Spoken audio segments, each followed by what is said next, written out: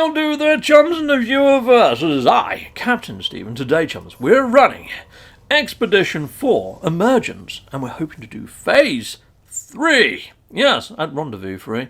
Yeah, so we've already popped a couple of badges on this screen. Yes, we've even got the nanites, because, yeah, I went to town with nanites, and when I was trying to get those, those warp, hyperdrive modules installed. So, yes, we managed to pop that badge. I can claim my goodies. Goody gun drops. Lovely jubbly. Heck yes, I can. Thank you. Awesome. And you can see that I've got a load of Nautilin upgrades. Well, even when I go in the sea, I don't really use a Nautilin, so I'm probably going to sell these and get all my nanites back that I went and spent on those lovely hyperdrive modules. Yes. Now, last episode, we actually popped a badge that gave us the distress beacon to call in a derelict freighter. Now, when I do call in a derelict freighter, there's a heck of a lot to loot on there, and as you can see, I've got a heck of a lot of CAC inside of my inventory. A lot of it I got from popping badges. Yeah, so you would think it would give you something that you can use, but no. Even those scatter blaster modules, I don't have the actual scatter blaster blueprint to use it. I haven't got a scatter blaster inside my multi-tool. They spawned me in with a pulse spitter. So yeah, I'm going to sell those too. I'm going to sell all those modules and get a shed load of nanites back, but then I'm probably not going to spend on this expedition. Yeah, so anyway, let's head on up to the station so we can sell a load of CAC and get that out of our inventory space. So before I actually go to the station though, I'm going to jump as far as I can towards Rendezvous 3, and it looks like I can get halfway there on this jump, and it looks like I've got about another 2 or 3 jumps to do before I get there, but I think, I can do it in one hit. I haven't even used 5 warp fuel cells. This is mental. So glad I invested in getting those warp engines early on, but if you didn't, it doesn't overly matter. Every jump that I do, I go into the station, and I expand my exosuit storage at that exosuit sort of thingy.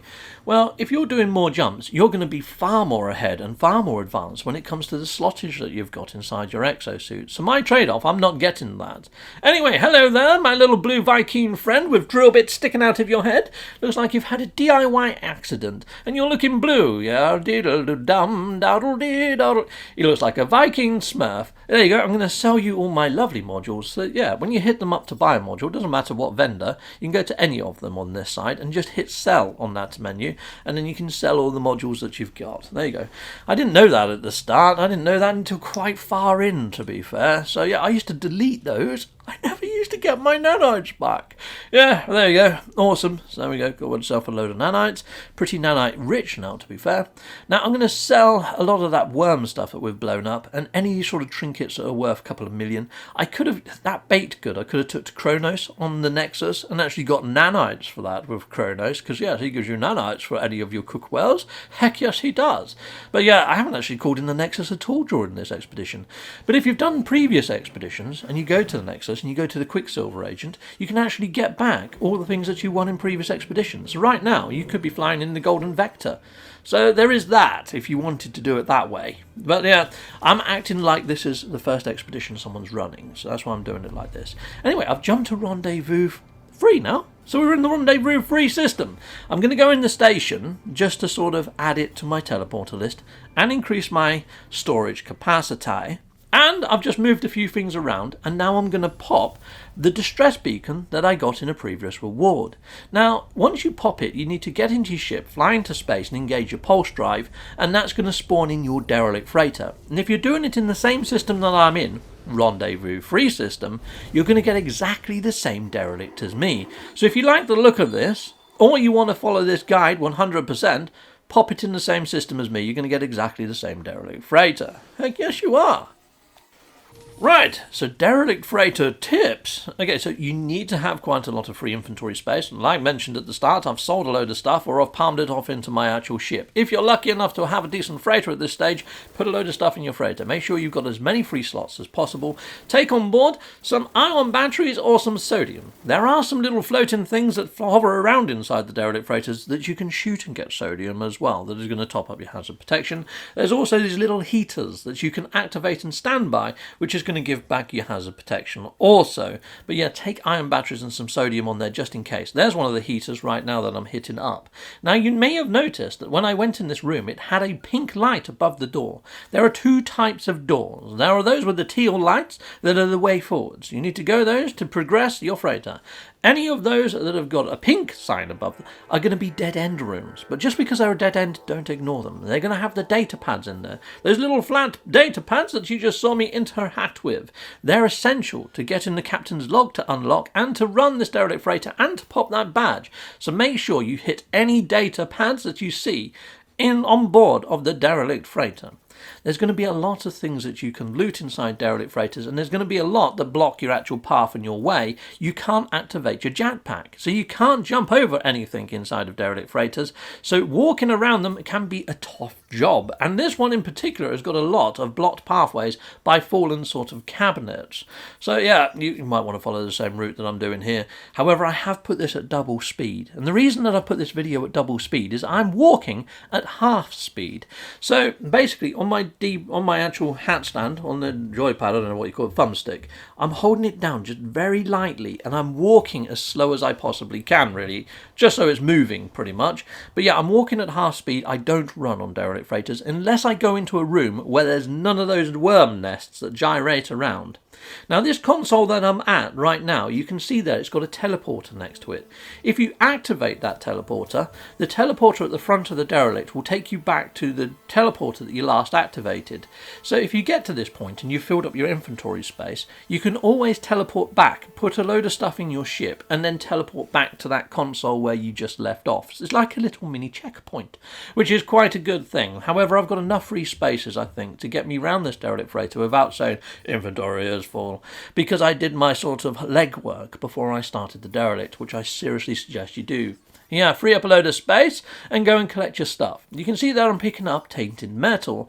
Tainted metal is something that is quite sort of limited to derelict freighters, and also when you turn in your crew manifest and captain's log at the scrap vendor, he'll give you tainted metal. What's tainted metal? You can use it at the scrap vendor to get yourself a load of gnarly base parts and sort of cosmetics, or you can spin it into nanites. You can get quite a lot of nanites for the tainted metal. So it's well worth picking it all up, and it's well worth looting as much as you can on the derelict freighters. Now, what I would say is when you open a door inside a derelict freighter, you can just pop into camera mode, and you can scout around using camera mode to get your bearings and plan a route in each of the larger rooms. I do it for the larger rooms, but sometimes even go into camera mode in the smaller rooms just to see whether there's any of those pulsating eggs. If there's none of those pulsating egg sacs in there that are going to spin out a load of minions, then I might just run around that room. Well, I usually do, go at full speed. So I'm using camera mode right now in this clip there, and I've noticed that there is a pink door and a blue door, so I want to do the pink door first. Now, I only shoot off the slime on the doors as I'm going through the doors. I try not to use my weapons at all on a derelict freighter, apart from clearing slime off of doors, and I do it at close range. It's like all these canisters that I mentioned that do contain sodium. I'd much rather use the sodium from inside of my actual storage. There's one of those data pads that you need to find. The data pads always look like that, and they've got one of those, it almost looks like the salvage data icon from a planet. So yeah, the reason I don't shoot those sodium canisters is sometimes they're floating in front of those egg sacs, and if you miss the actual canister and shoot the egg sac, they may hatch, and you may get all these little minion creatures. They can climb walls and all sorts, and they can spit at you, and they do a serious lot of damage. They're pretty OP for somebody with no shields, and I have no shields, so you don't want them to hatch. You can get anything up to 9 of the little critters popping out. In fact, I've had one with 14 in or something mental. I've had like 21 in a room before with me, and yeah, it wasn't pretty. Anyhow, so here we go. I walk, like I say, half speed. Walk as slow as you can, and if you're seeing that they're gyrating quite a lot, just leave your joypad alone. Just stand still for a while. And if you're taking hazard damage, you're taking hazard damage. It's a lot better than freaking having that thing hatch and have them all climbing all over you. Not great fun. Not fun at all. Definitely not a day at Butlins.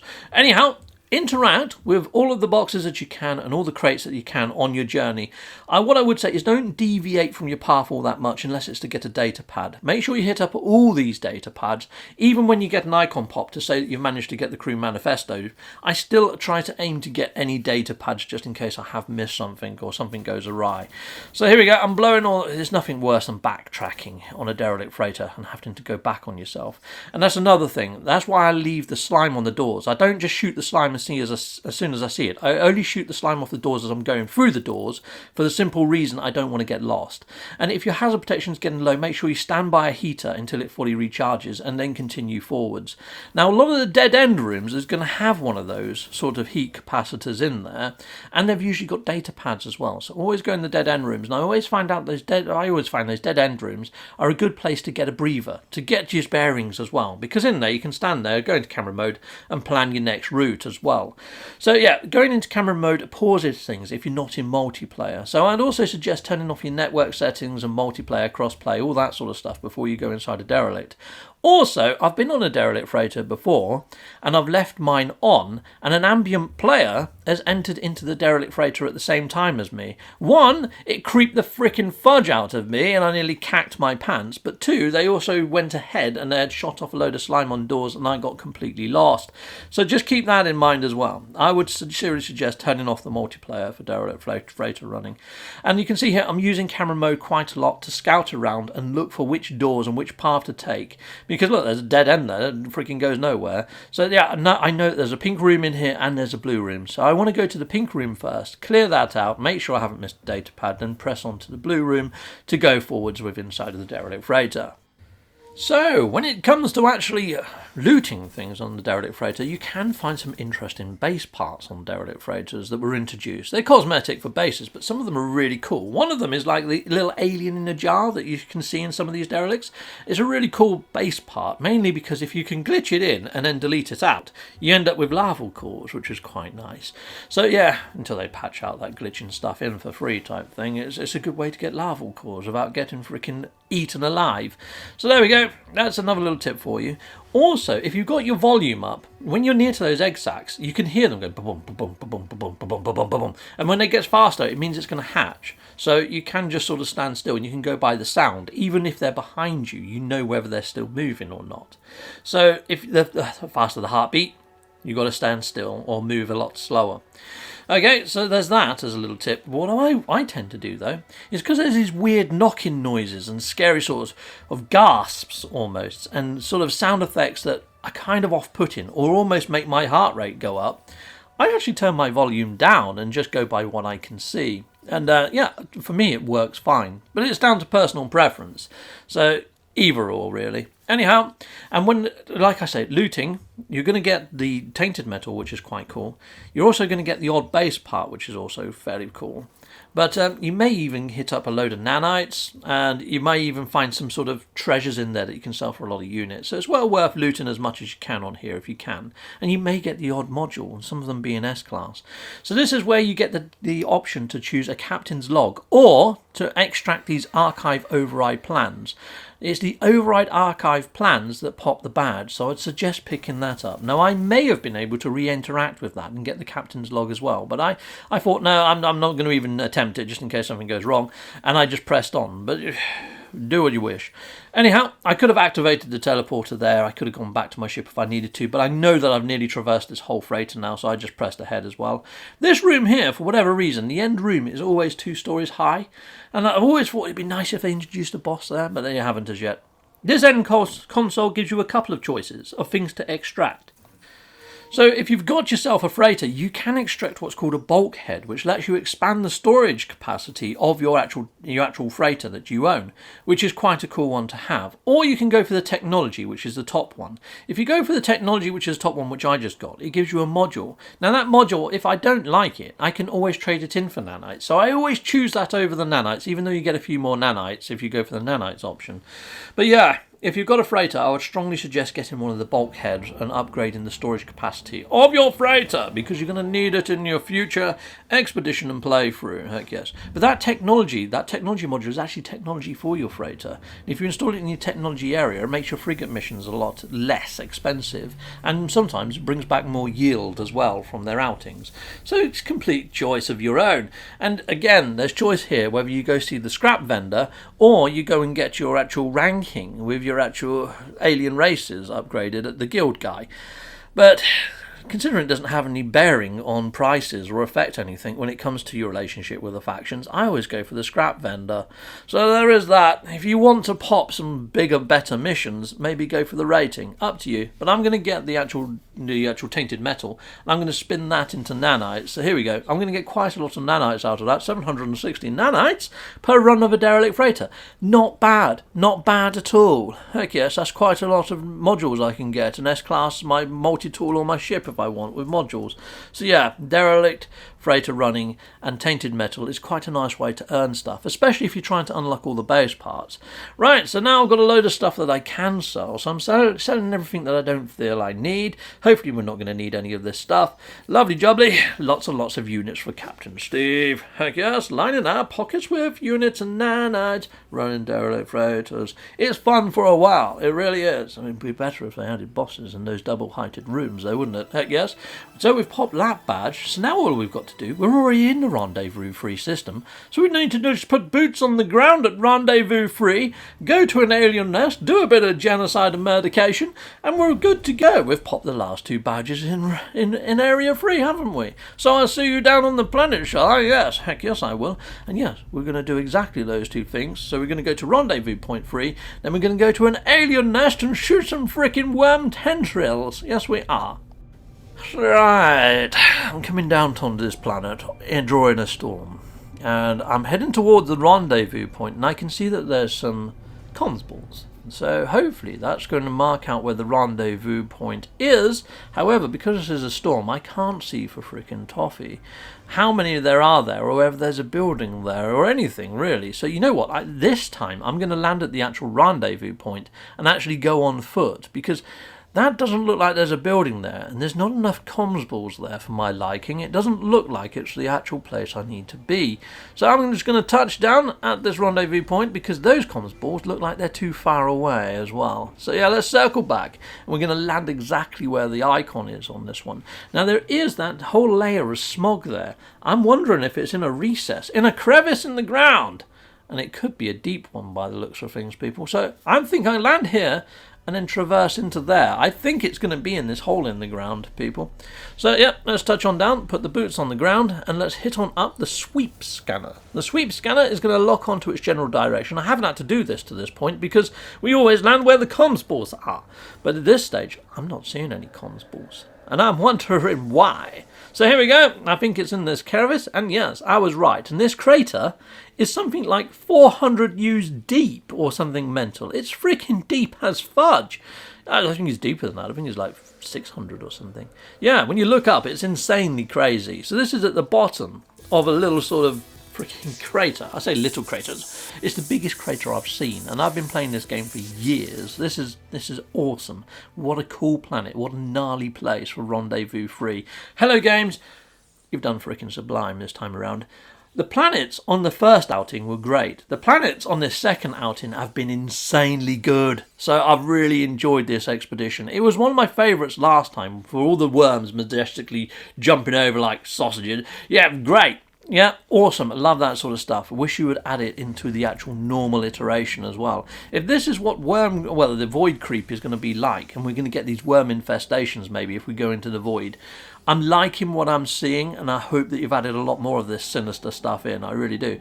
But there we go. There's the worm nest, and that worm nest looks like it was where those other comms balls were, was flying in. So it looks like I've got to now fly all the way up on the cave face with my face against it. Make sure you top up your freaking life support before you do a massive climb like that, people.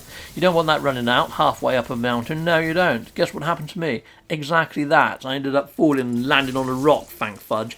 And then I managed to top up my hazardy protection. But here we are at the worm nest. What I would say is watch that bottom number in the bottom right hand corner that says tendrils remaining.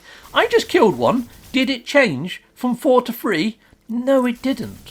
And there's a reason for that. There's like 3 tendril nests right next to each other in this very condensed area. And for whatever reason, its capture point is so freaking wide that when you kill them, it doesn't register that you've killed them because it doesn't know which nest you've killed them in. So I ended up killing like a whole freaking cluster of families of these tendrils because there's 3 nests right next to each other, but it's the closest one to the rendezvous point. So just keep that in mind, people. You may be here murdercating these little wham babas for quite some time. Yes, here we go. Take that, little wham baby. You know what, Exo? Hit me up some funky music while I do some murdercation.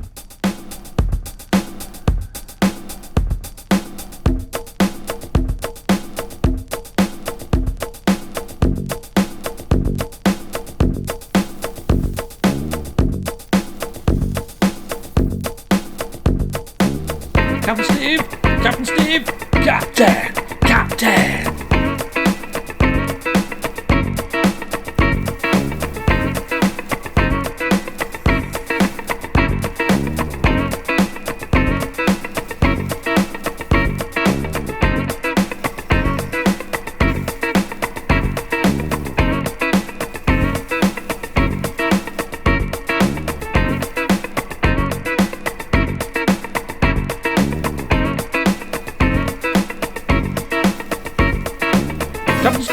Captain Steve, I'll do the things you do. Captain Steve, oh Captain Steve, wanna play the game with you. Well, that was a lovely little ditty to be murdercating worms to, wasn't it? And I can't find my last worm. There is 1 tendril remaining, so I've gone into camera mode to see if I can find it. I seek him here. I seek him there. Where is this tendril wormy bear? Where are you hiding, little tendril? There we go. There's the yellow glow of smudge. But where was that? There it is, just at the foot of this hill. Right, no wonder I couldn't see it. Take this, you last remaining tendril scutter. Yes, I don't know why you've got to die, but a badge says that you do, and the goodies that I'm going to gain says goodbye to you. So I've blown you into oblivion. Goodbye. Nice, I got a badge. I'm going to get some goodies. Goody gun drops. Heck yes, I am. Coiling in my ship because there's no way that I want to plummet down back into that crevice and then up the other side to get to my ship, or even walk around the outside because the perimeter of it's insane. So there we go. Yeah, caught in my ship, jump in my ship, out of my ship to make a save, and I'm popping the badge, and I'm walking on the spot somehow, people. I don't know what's going on there. I'm not even touching my joypad. That's just weird. Excellent. So we've got a load of stuff that I don't want. I'm not even going to use the Nautilin when we go to the underwater areas of space, people. No, I'm not. No, I'm not going to be using it. At least I hope I'm not, because I've just been deleting all of its modules. Until next time, people, we'll find out if we need it. Goodbye again. Heck yeah. Well, thank you very much for watching. If you like what you see, please hit a like and a subscribe. And I'd like to say a massive, great big thank you to all of my backers over on Patreon and over on YouTube membership. Thanking you, backers. And if you want to support this channel, just don't skip the adverts. That throws revenue down my avenue. Or yeah, just stay with Captain Steve that little bit longer and hit something on this screen. There's merch here now too.